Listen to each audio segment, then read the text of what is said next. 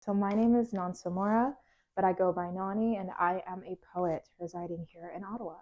I think me finding poetry was a very unconventional method.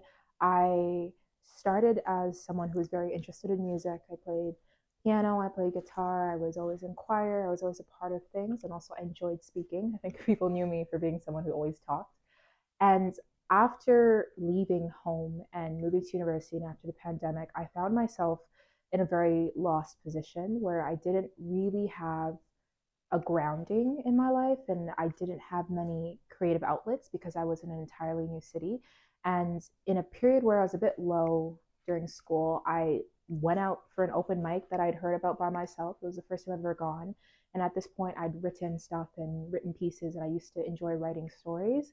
And I'd read one of my stories in one of my pieces, and people really found connection to it. And that led me deeper into my creativity as someone who writes not only connected to music, because I no longer felt the same connection I had to music, but also to the words I was writing. And I just found myself enjoying poetry and entering the realm of creativity through poetry far more than before.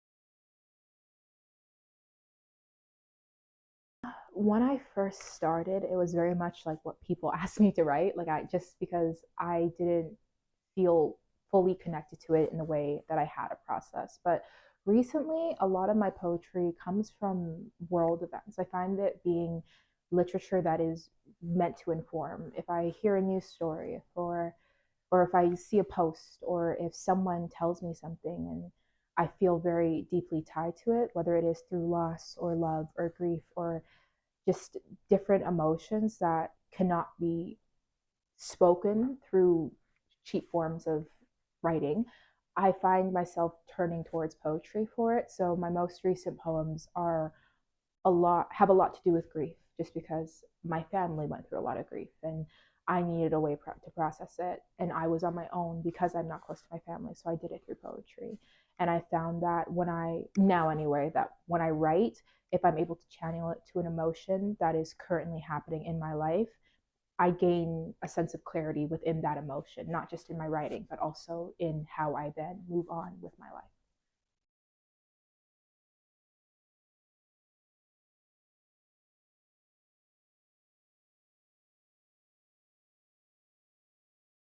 Yeah, my just actually me finding poetry, I think, was therapy in itself.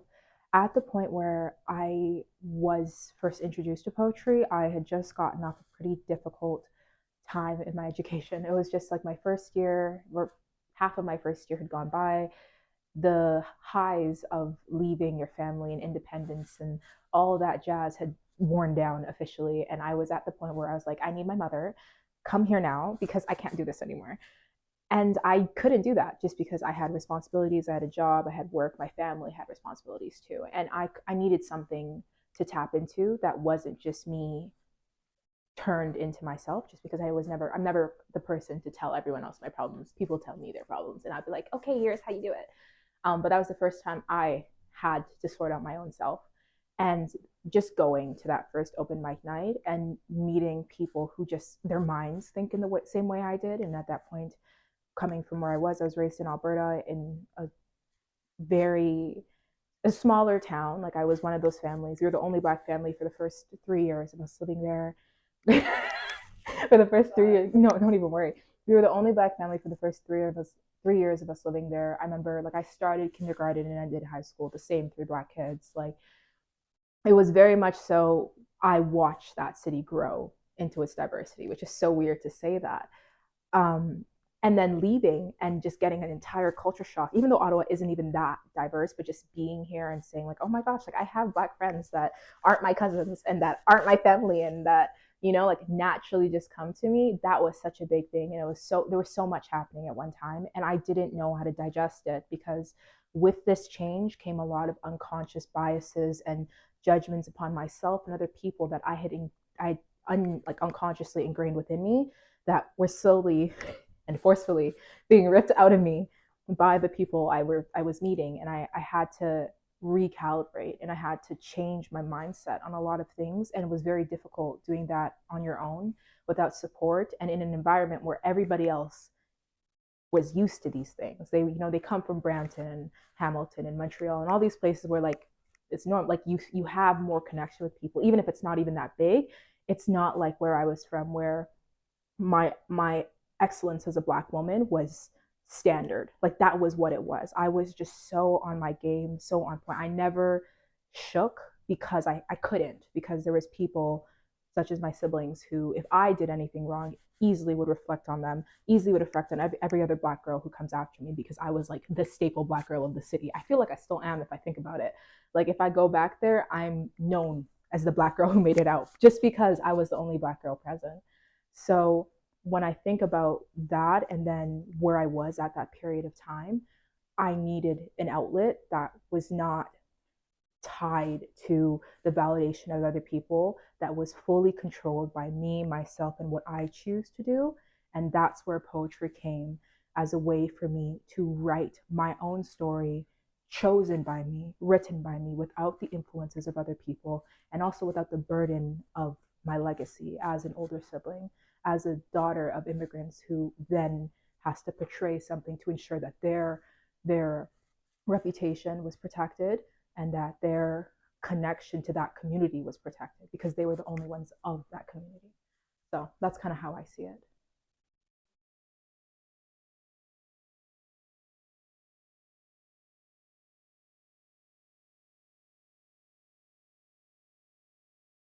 Honestly, if you'd asked me this like 2 weeks ago, I wouldn't have been able to answer it. But it's super interesting, just in like I was going over old poems because I've been trying to write more, and just thinking of like the girl who wrote those is not the girl you see sitting here today.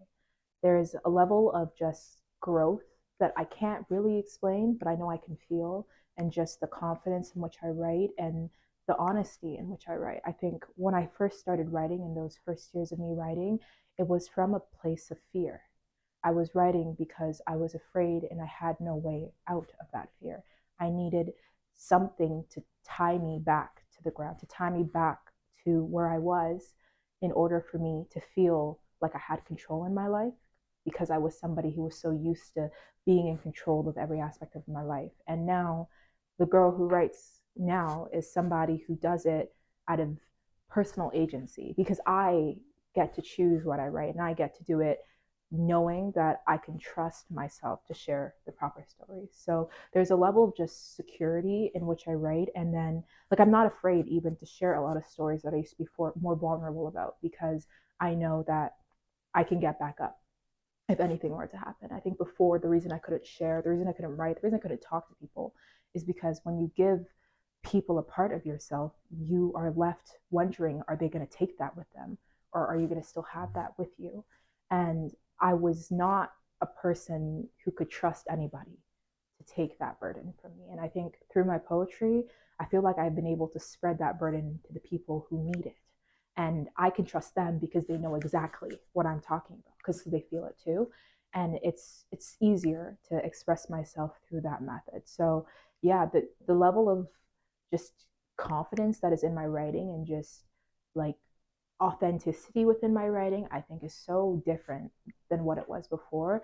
And not only that, I also think I do it from a place of just enjoyment. Like I don't do it because I need something to ground me anymore. It's more of like I just like writing. Like I feel like something happens in my day, I find myself making a poem out of it in the shower. Like I don't even know what I'm doing, but I'll do it.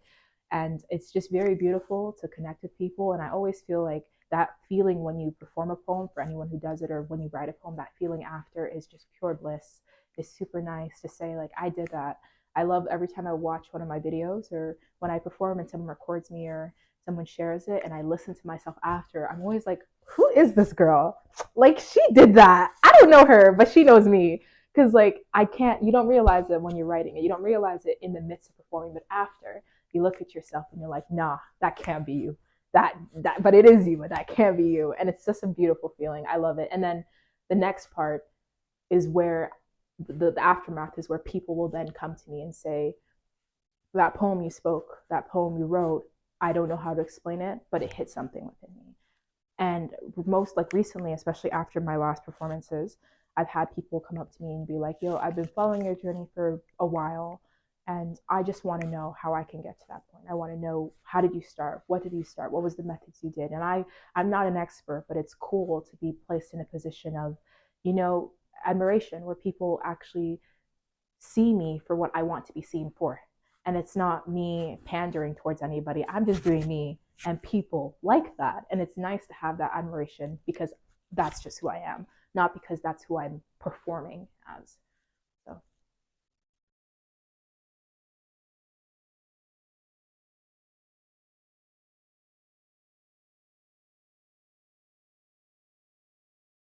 ooh,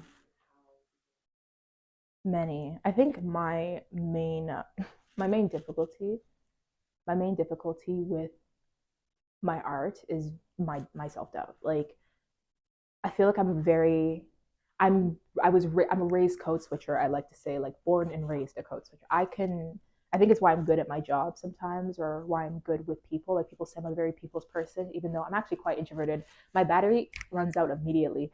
But in those moments, I'm great with people because I've been raised to acknowledge and understand how people think and how people would perceive me had I not been that way. And that's just because that's the environment I was raised in, right?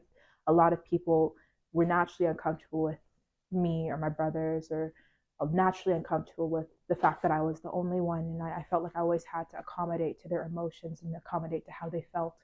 And that taught me a lot about how to behave for an audience. And through my work now and through everything I'm doing, I feel, ooh, I feel like I forgot the question. What was the question?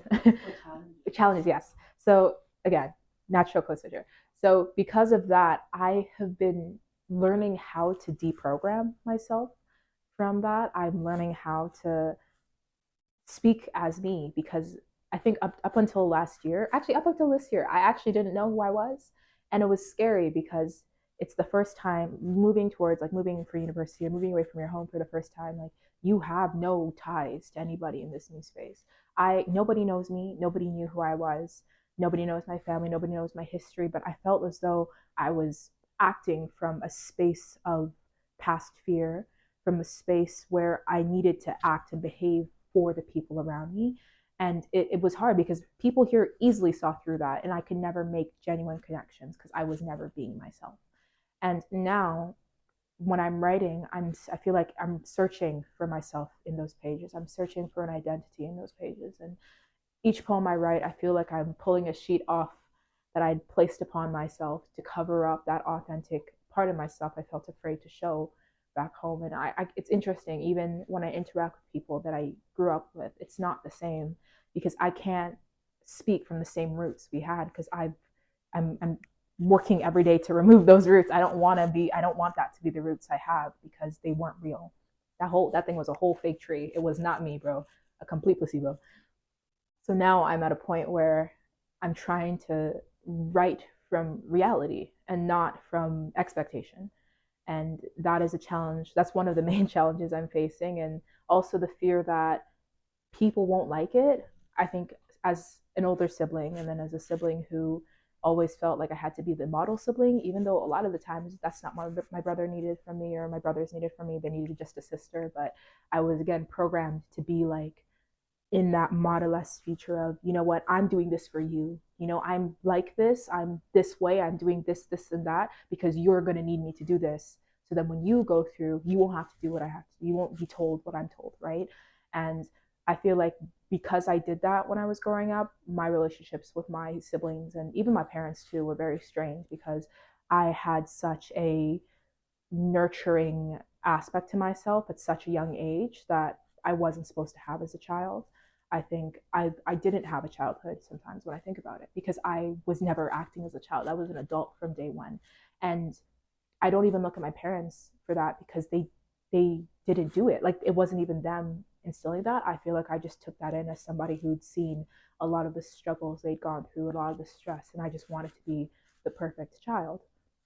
And when you have that sense of perfection within yourself, you then find yourself trying to put that in every aspect of your life, whether it's your job, your work. And The only problem is you can't do that in art. You can't do that if you're trying to create good art, because good art comes from authenticity and perfection is not real. So I can't really fake my way to good. Or I mean, people who can tend to fall at the end, but me personally, I can't do that. So now I have to just be real, and it's so scary because I didn't know what real was. I don't know what real is, and I feel like I'm learning about myself now instead of when I was a child.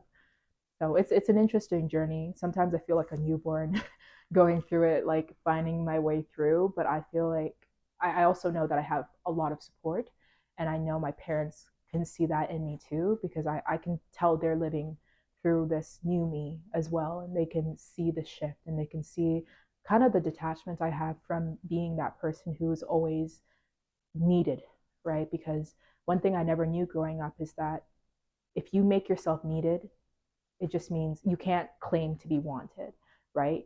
If you make people dependent on you, it doesn't mean they want you there. It just means they need you there, right? So there's a difference between need and want. And I'm trying to separate that in people's lives. If I want to be there, I can't make them dependent on me. They need to want me to be there.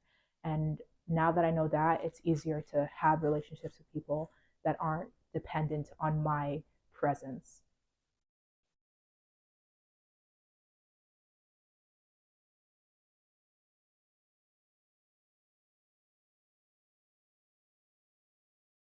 I think I'll separate those two into like physical successes and then also emotional successes. If I think about, we can start with the physical. If we think about the physical successes I've had, I feel like I know actually that the people I have now in my life, just the connections I've made, are probably some of the healthiest, most nurturing relationships I've had with people. I know one of my hardest things growing up was just a sense that I was not desired anywhere. Even in friend groups, I always felt like the odd one out, not only because I was the only black girl there, but also because I felt like I couldn't fit in. Also, I was very tall growing up. I've been the same height since seventh grade, which is quite crazy to say. So like I'm 5'8". I've been 5'8". I was post in basketball because I was that tall. And even the height difference threw me out. I was always with the guys, but I can never fit in with the guys because I'm not a guy. But then like they didn't see me as anything else because I was like the only black girl, and it was very people I was given a lot of masculine features by a lot of guys in my school. So it was like me the way I am now always shocks people because I didn't see myself as the main character ever. Like I've never had any care for myself being the main character of anything, even my own life, because that's just how I was. I was never treated that way. So just if I think about the people who surround me now, they go out of their way to place me at the forefront of my own story. And it's so beautiful because like the first time that happened, I couldn't even like I would get mad at them because it was so traumatizing to have people be like, "Oh, no, this is your day. Do your thing," or like, "We're coming to support you." And I'm like, "What?" Excuse me? You want to come see me? And I was just so shocked when people would go out of their way to support me or place me up or cheer me on or even do anything that had to do with supporting me because I've never had support. I've always been the supporter. And even in moments when I thought I had support, I sit back in retrospect and I'm like, no, I didn't. They were there because the next day I was going to be there for them. So they were just making up for the fact that I was going to be there for them. So just the relationships I have now, I can look to people and say, you know what? If I'm sick, I know who I'm going to call. And I know like even if I call them, they won't even ask questions. If I had a problem, I know I can call this person. Even in my jobs too, like just the connections I have now, just it's so the difference is just so drastic. And I feel like I've come into myself as an individual, but also as a friend. I feel like I'm way better at making relationships with people. And I it's because I want to, and it's because I know that they want to for me too. And I don't feel like it's a job anymore. I feel like friendships, I want them. I want them instead of needing to have them.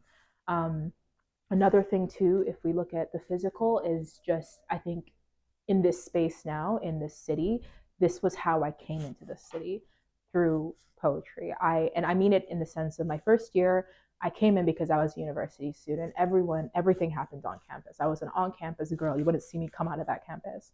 By that second half of first year, I most of my friends weren't even on campus because I found community in the city. And it's difficult to find community, especially from someone who comes from never having a true community. My community was my parents. It was my cultural community because my parents, thank them, made sure that we were always rooted in our culture and we were always rooted in our family. Every Christmas we had a family gathering. Every Easter we had a family gathering. So I've always, like, I don't have sisters, but I know I have sisters because my cousins were sisters, and that's something my parents wanted the way to make sure we were still connected.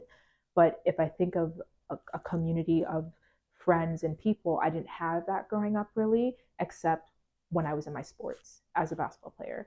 And it was weird because once I left school and I was like, oh, where are my friends at? I realized most of my friends were friends for convenience. Not to say that those aren't good friends, but those aren't the friends you need or you can depend on beyond that action you were meeting them in. So once I stopped being a competitive athlete, I literally had no friends. So it was very weird, like going home and being like, so what am I doing on a Saturday night? Nothing, because I don't know anybody here. So the community here is just super cool and super open.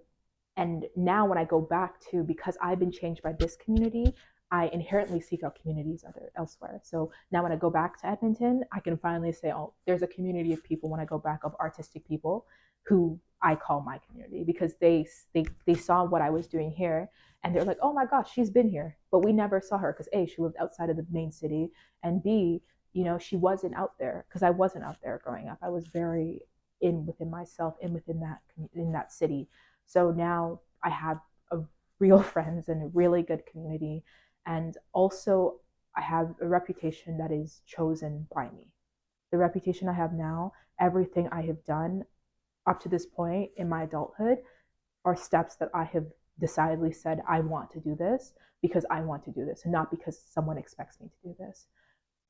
Even the sports I do, the people, the clubs I join, anything, it's all because I want to do it and not anybody else's expectations. And that wouldn't have happened had I not gone out of myself and connected with who I am creatively, but also who I am independently as me, and not as sister, not as daughter, not as cousin, not as friend, not as student. And if we look at the emotional aspects to, like, the mental aspects of it as well, um, I just I feel like even being here today is a sign of the growth I'm at and the sign of the development that has happened over. I mean, I think of it, it feels like 5 years, but it's only been two. The development that's happened over 2 years that I've claimed being a poet. Um, and each step, each day I wake up, I there is no downs. Not yet anyway.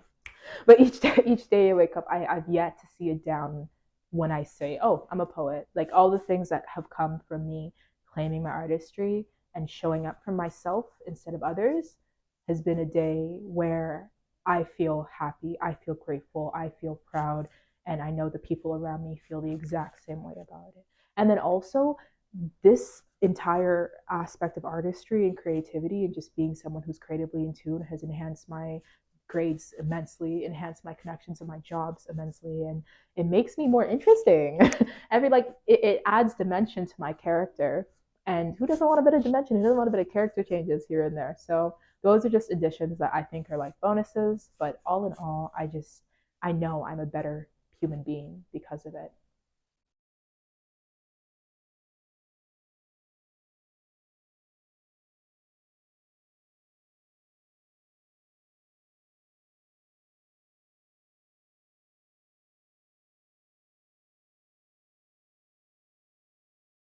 Truthfully, I have not yet understood the ways to strike that balance. When I first started writing, it was always for me, but that's because I never shared it.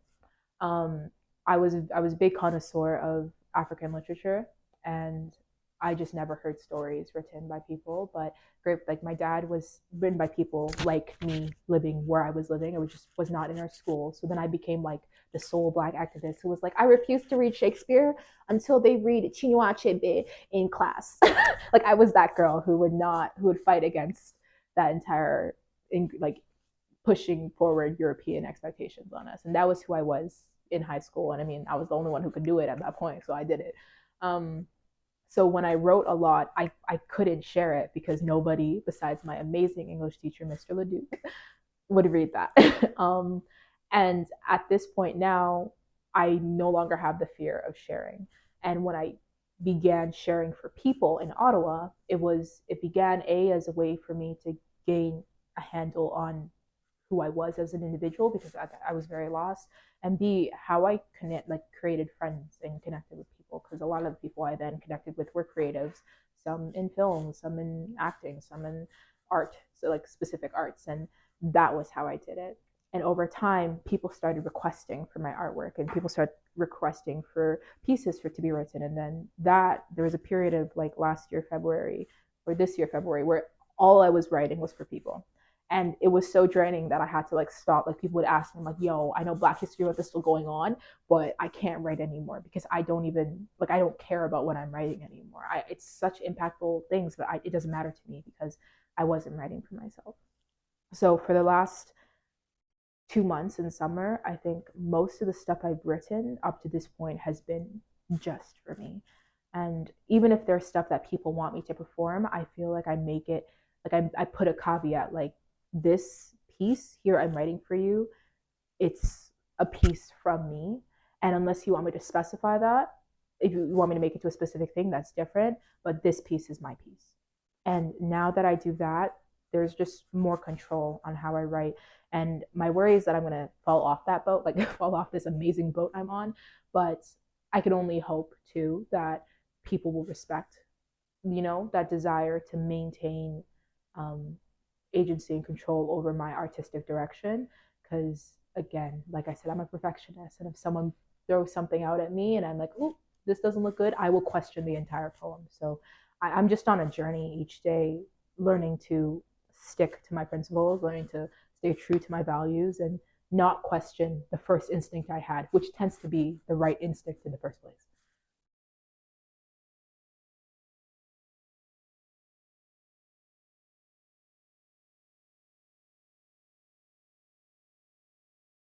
I think,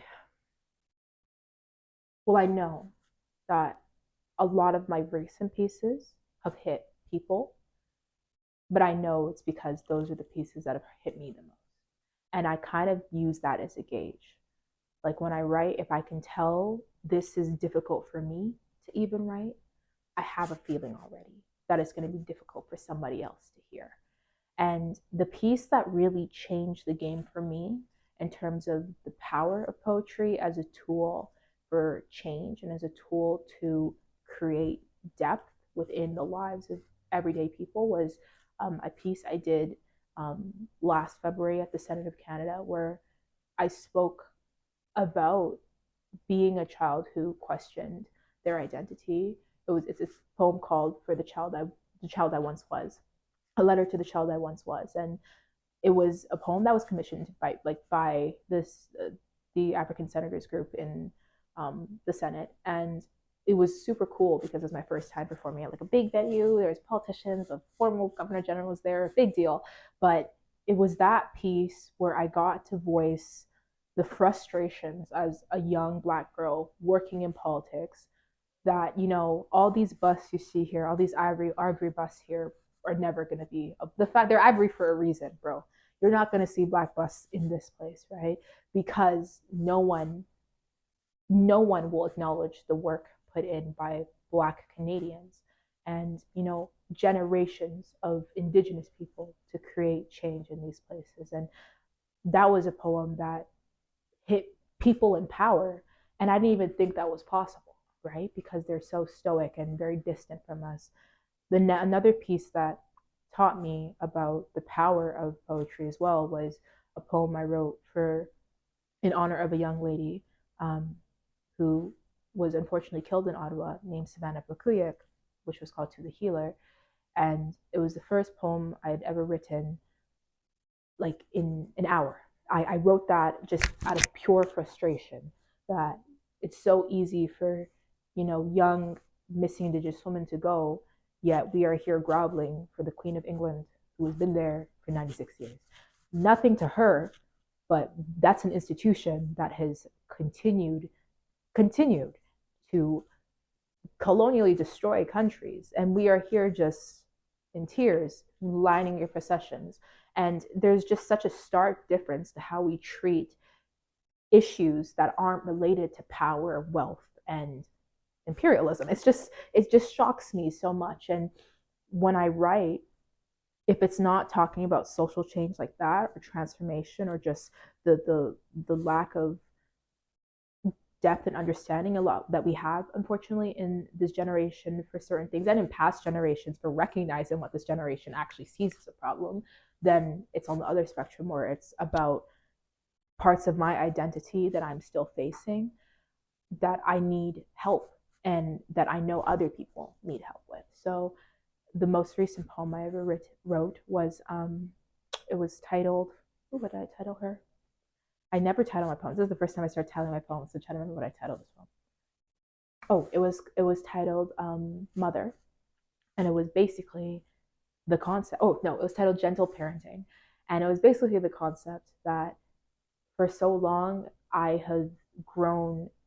I was raised to be like to mother everything, that I've slowly started mothering myself and mothering how my body is. And it was this distortion, this mind distortion, how I treat my body as though it's a child. And I get mad at it and I get angry at it. And we're so good at telling everyone else to parent gently on their children, but we don't parent gently on ourselves, because as human beings, we're very hard on ourselves, but we never give ourselves grace that we give other people. And that was a poem that I know hit a lot of people because it's a unifying emotion. And most poems that hit people tend to be based on unifying emotions. Um, so just gauging the different emotions I feel, and the anger I feel, and the frustration, or whether it be love too, I can tell just how much another person may feel it. And even if they don't feel it, that's not the point of the poetry I'm writing. It is for me. And who knows, like this may hit somebody 10 years in the future, 20 years in the future, if I go down in history, 100 years in the future. So that's kind of how I think of it.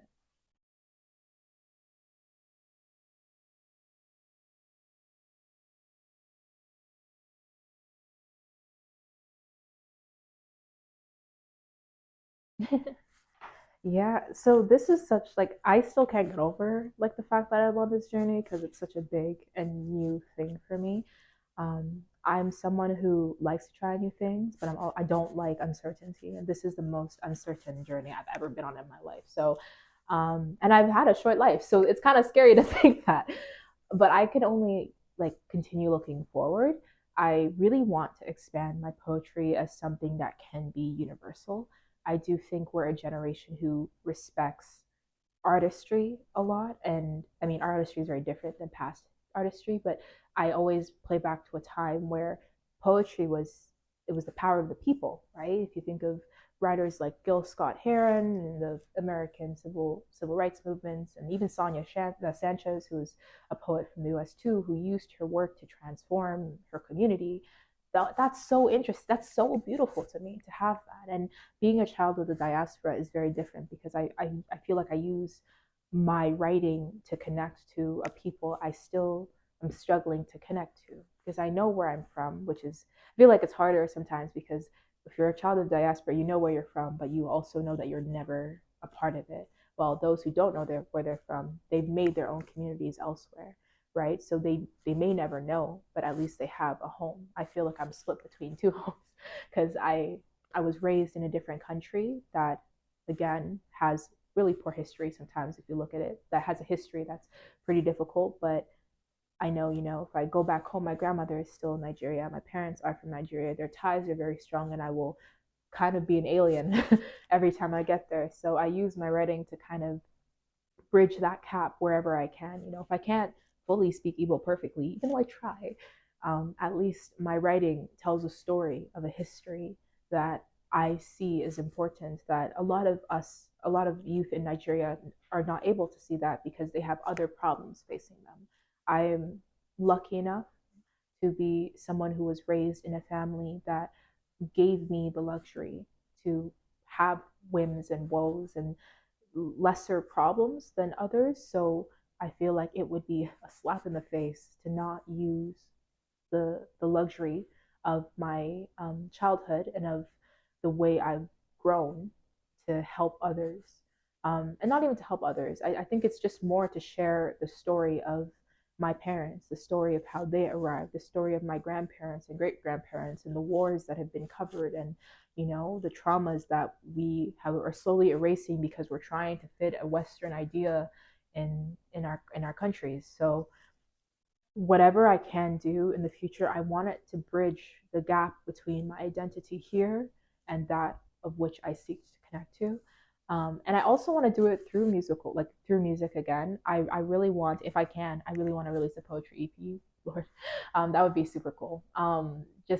Created on, just created to connect here and there, and then my life, and how I've grown and the parts of myself that you know I feel like I've lost, and I want to reconnect to the younger me, and talk about the struggles of being someone who didn't feel like they had a really deep childhood. And I want to do it in a way that is universal to all second generation immigrants who need it. Um, in terms of future things that are coming, I can't guarantee anything now. However, because it's a very spontaneous journey, just keep an eye out. Just keep an eye out. You hear when you hear.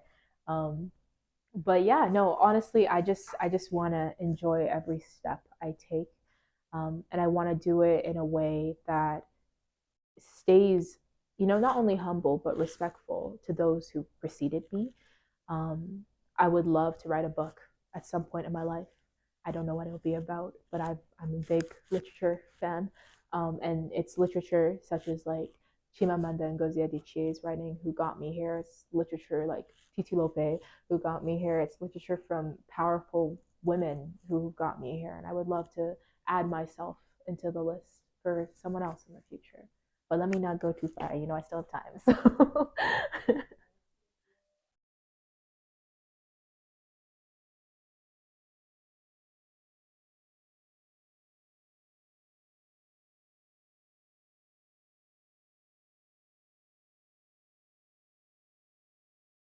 I think I could speak from a younger perspective since I am still quite young.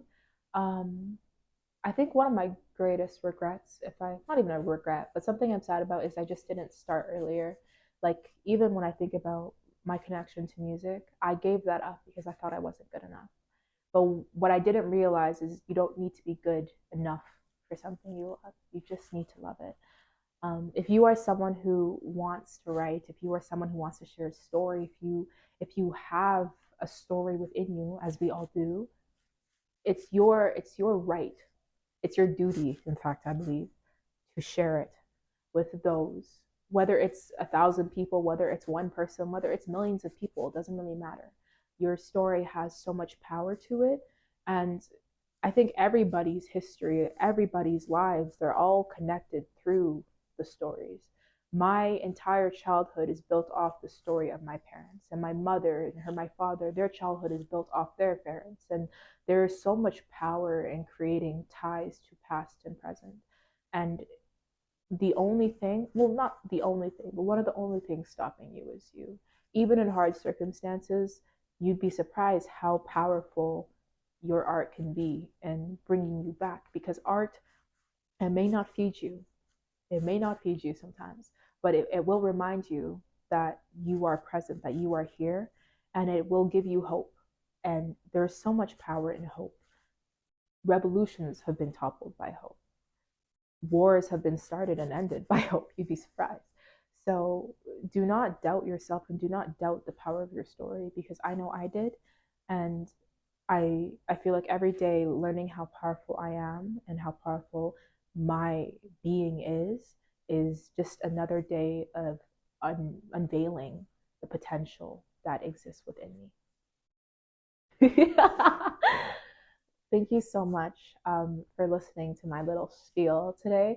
I really do appreciate being in this space and being able to speak about art in more than just a fancy entertainment way. It's more than that, and it can be used as therapy, as a way to motivate change within you and within the world. And when you are able to truly tap into that, the power that you unlock, is unmatched. I swear, it is unmatched by anything.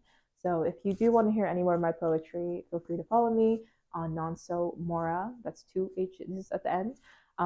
And I have a website at www.nonsomora.ca where I share my events, share my past poems, and I would love to connect with anyone who is trying to learn more about how to be a poet when they're young. Also, anyone who is not sure that they can be creative while also having a full time job. I do have a job and I am a student, and it's very possible to create even when you feel tied to constraints. So I would love to talk to anybody who needs any guidance on that. But other than that, thank you so much, and I hope you have a great rest of your day.